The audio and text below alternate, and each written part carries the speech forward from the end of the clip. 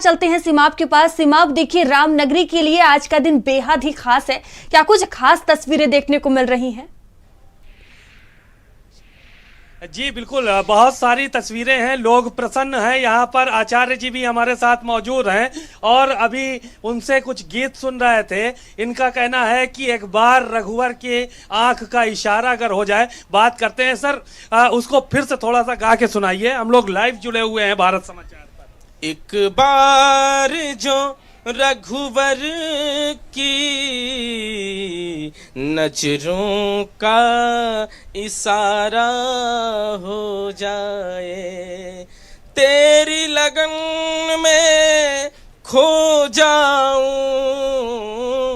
तेरी लगन में खो जाऊं, तेरी लगन में खो जाऊं, एक बार इशारा हो जाए। तो रघुनंदन का जब इशारा होगा, आज शाम 7 बजे हम लोग देखेंगे, जब उनका वह दिव्यतम स्वागत किया जाएगा मुख्यमंत्री जी के द्वारा, तब हमको पता चलेगा भगवान की नजर जिस पर पड़ जाएगी वह कृतकृत्य हो जाएगा, वो धन्य धन्य हो जाएगा। अयोध्या के लोग कैसा महसूस कर रहे हैं? यहाँ पर आचार्य जी, आज इतना बड़ा दीपोत्सव का कार्यक्रम है, भगवान राम पुष्पक विमान से आएंगे, उनका जो है वो वहाँ पर जाना है राम कथा पार्क में, और सारी चीज़ें यहाँ पर दीपोत्सव का कार्यक्रम होगा।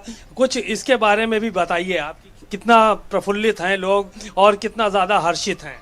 ये सनातन धर्म का जो अस्तित्व वीणा जो है मुख्यमंत्री जी ने उठाया है, ये पूरा भारतवर्ष आज दीपोत्सव के विषय में खुश होगा। अपितु अयोध्या वासी तो खुश है ही हैं, क्योंकि अयोध्या में राम आए हैं। क्योंकि राम आए हैं तो अयोध्या वासी नहीं, पूरा भारतवर्ष आज खुश है, क्योंकि ये सनातन धर्म जो है इसको दिखाने, ये अंदर अंदर था, अब इसको बाहर प्रकट कर दिया है। ये दीपोत्सव के माध्यम से सनातन धर्म और उत्तरोत्तर वृद्धि करेगा। कुछ गाकर सुना दीजिए फिर से, और एक आध कोई श्लोक हो तो।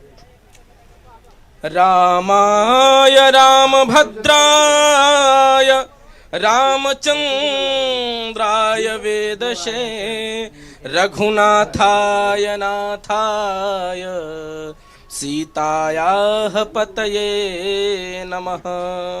भगवान राम से केवल हमें जीवन में ये अस्तित्व मांगना चाहिए।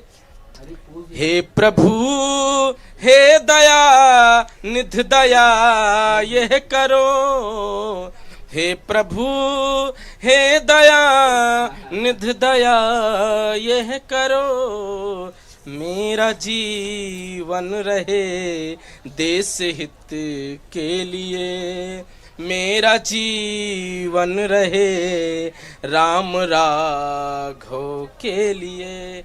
तो हमें जीवन में अस्तित्व को स्वीकारना होगा और सनातन धर्म तभी हमारे साथ चलेगा।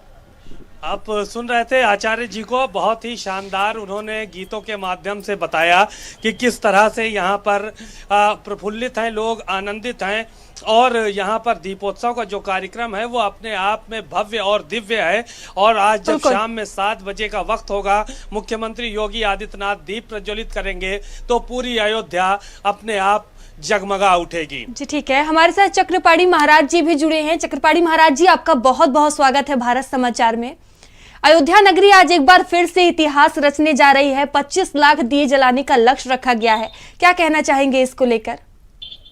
देखिए, एक तो आपके माध्यम से आपके सभी दर्शकों को दीपावली, छोटी दीपावली, बड़ी दीपावली और भैया दूज, छठ पूजन की बहुत बहुत बधाई, मंगल कामना। ये हमारे हिंदू सनातन का एक साधना ही है, तपस्या ही है कि 1528 को जिस प्रकार से मीर बाकी ने हमारे राम मंदिर को तोड़ा, उसके बाद भी कोई भी उत्साह और उमंग में कोई कमी नहीं हुई। हमें राम के एक आगमन के लिए दीपक हमेशा हर व्यक्ति खुशियों से जलाता रहा और भगवान राम को स्मरण करता रहा। सर्वविदित है कि किस प्रकार से भगवान राम के आगमन पे दीपोत्सव का कार्यक्रम हुआ, दीप ज्वलित करके भगवान राम के स्वागत की तैयारी की गई। लेकिन हमारे राम मंदिर को ही तोड़ दिया गया, मुगलों ने तोड़ा।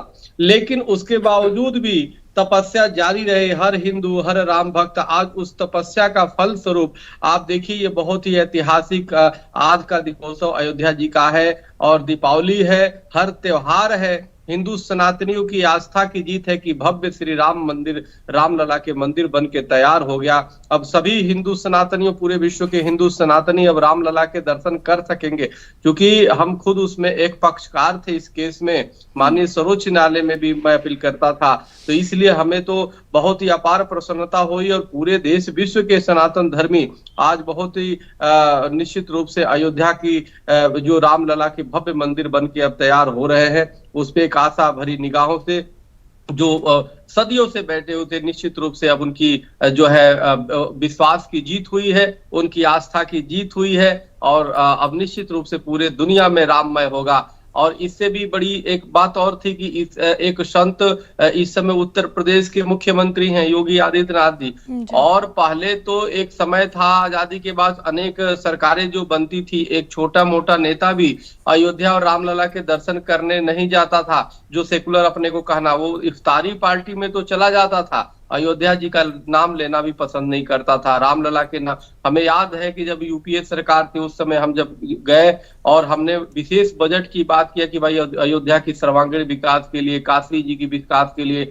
मथुरा वृंदावन के विकास के लिए, तो पूरी तरह अनदेखा किया गया। आज पूरी कैबिनेट जाकर के रामलला से आशीर्वाद ले रही है, यह बहुत ही हिंदू सनातनियों के लिए प्रसन्नता की बात है। जब देश के प्रधानमंत्री जी जा रहे हैं अयोध्या जी रामलला के सामने पूरी दंडवत करते हैं, तो ये बहुत ही हर हिंदू सनातनियों को ऐसा लग रहा है कि जो खोया हुआ सम्मान सनातनियों का था अब मिल रहा है, नहीं तो निश्चित रूप से उपेक्षा का शिकार हुआ। और मुस्लिम तुष्टीकरण में इतने जो सेकुलर नेता थे वो अंधे हो चुके थे कि हिंदू सनातनियों का अपमान करना, देवी देवताओं का अपमान करना, संत महापुरुषों का अपमान करना, आश्रम मठों का अपमान करना उनका एक दिनचर्या बन गई थी, वो राजनीति का एक हिस्सा हो गया था, जो अब वो अब टूटता हुआ नजर आ रहा है। और विपक्ष भी प्रेरणा ले लेंगे, लेकिन अभी भी कुछ विपक्षी कोई सनातन को मिटाने की बात करता है।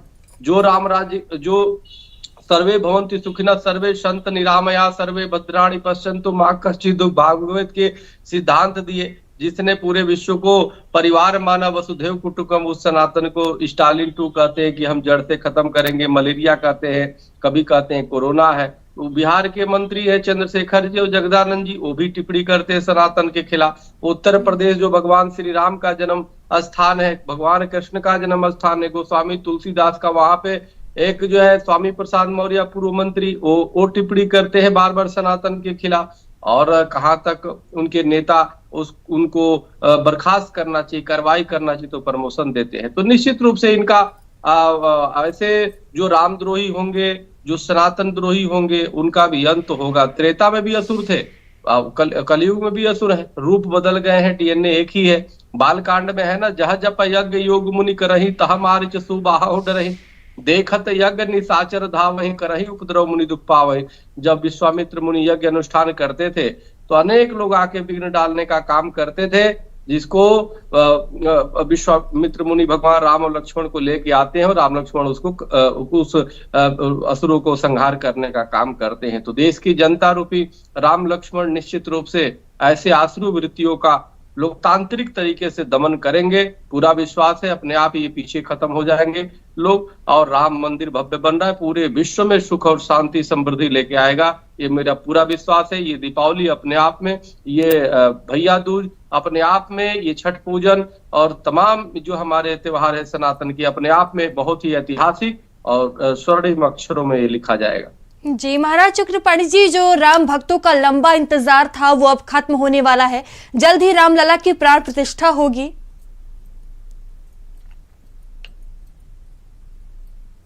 जी बोलिए, आपकी आवाज नहीं आ रही है? आ रही है आपको आवाज?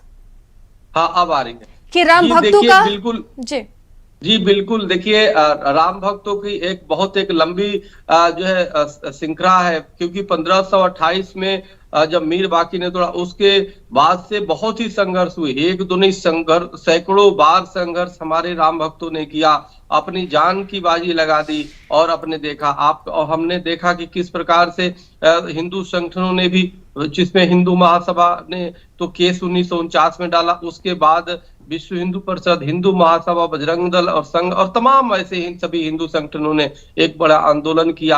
और उसके पहले भी और कितने लोगों ने अपनी जान गंवाई। इसी यहीं पे ऐसे नेता थे जिन्होंने मुख्यमंत्री रहते हुए गोलियां चलवा दी, लेकिन गोलियां से डरे नहीं, गोलियों से भयभीत नहीं हुए, अपनी मौत को गले लगाते हुए राम मंदिर के लिए अपने आप को सहस्र सूली पे चढ़ने का काम किया, अपने जान को दांव पे लगाने का काम किया। आज वो सभी जितने शहीद राम भक्त हैं, जो इतनी हुतात्माएं हैं, सभी ऊपर से देखकर प्रसन्न हो रही होंगी, उनकी मनोकामना निश्चित पूर्ण हो रहा है। और जितने संत महात्मा हैं जिन्होंने राम मंदिर के लिए एक स्वप्न देखा था कि भव्य रामलला का मंदिर बनेगा, निश्चित रूप से उनकी आत्माएं बहुत ही खुश होंगी, प्रसन्न होंगी। और उसी के उलट जिन लोगों ने राम भक्तों पे अन्याय किया था वो किस स्थिति में होंगी, निश्चित रूप से उनकी दुर्गति होगी। और दूसरी बात ये आप देखो कि जब सुप्रीम कोर्ट में चल रहा था उस समय भी कई कपिल सिब्बल के द्वारा डिले टैक्टिस अपनाया जा रहा था, और उस समय चूंकि मैं अपनी पक्षकार था, तो ये पूरे कितनी अवरोध उत्पन्न करने का काम किया देश दुनिया ने देखा। लेकिन अब समय है एकजुट होने का। हम अपील करेंगे जितने भी पक्ष के या अवरोध उत्पन्न करने वाले हैं कि भाई सब लोग रामलला पे जाइए, दर्शन करिए। अब योगी जी की कैबिनेट जब जा सकती है तो आप तो कुछ नहीं हो। अगर इसी तरह अहंकार में बैठे रहोगे तो निश्चित रूप का अस्तित्व तो खत्म हो जाएगा। अभी कांग्रेस के एक नेता संत हैं आचार्य जी प्रमोद जी ने, उन्होंने भी कहा कि कांग्रेस पार्टी जो है अहंकार में है, ये राम भक्तों राम भगवान से इतना घृणा क्यों करती कि अयोध्या रामलला नहीं जाती। तो इसलिए जाना चाहिए सभी विपक्ष को और रामलला से आशीर्वाद लेना चाहिए, तभी उनका अस्तित्व रहेगा। ये देश बहुसंख्यक हिंदुओं का है और उसमें आस्था का बहुत सम्मान होना चाहिए। उपेक्षा करके अब राजनीति नहीं कर सकते। ठीक है, हमारे साथ ज्योतिष आदित्य पांडे जी भी जुड़े हैं।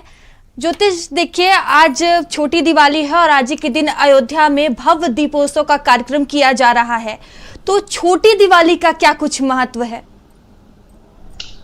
सनातन धर्म में दीपावली के ठीक एक रात्रि पूर्व का जो प्रदोष व्यापनी समय होता है उसको हम छोटी दिवाली के रूप में मनाते हैं। इसको हम लोग काली चौदस भी बोलते हैं। इस दिन नहा धो करके तैयार होकर के उपटन लगा करके, उपटन का बड़ा विशेष महत्व है, और 16 श्रृंगार करके माताएं बहनें तैयार होती हैं प्रभु श्री राम के, माता लक्ष्मी के, गणेश जी के आवाहन करने के लिए। तो ऐसे में जो काली चौदस है, इसको हम नरक चतुर्दशी भी बोलते हैं, इसको रूप चतुर्दशी भी इसीलिए कहा जाता है क्योंकि रूप और श्रृंगार से युक्त होकर के अयोध्या नगरी को भी तैयार किया जाता है। और जो अयोध्या की माताएं बहनें हैं, और यहाँ जब हम अयोध्या बोलते हैं तो हम पूरे भारतवर्ष की बात कर रहे हैं, पूरे अवध प्रदेश की बात कर रहे हैं। हम लोग सकारात्मकता जो होती है, पॉजिटिव एनर्जी है, उससे ओतप्रोत होते हैं, दीपक प्रज्वलित करते हैं ताकि घर से हमारे जो दीप से ज्योति निकल रही है, जो सकारात्मक ऊर्जा आ रही है, उससे हमारे जीवन के जो कष्ट हैं, जो समस्याएं हैं, वो सब दूर हो जाए। जी ठीक है, सिंबाब मैं आपके पास आऊंगी। देखिए भरपूर तैयारियां की गई हैं, आज बड़े कार्यक्रम किए जा रहे हैं। आप अयोध्या में मौजूद हैं, एक बार तस्वीरें दिखाने की कोशिश करें।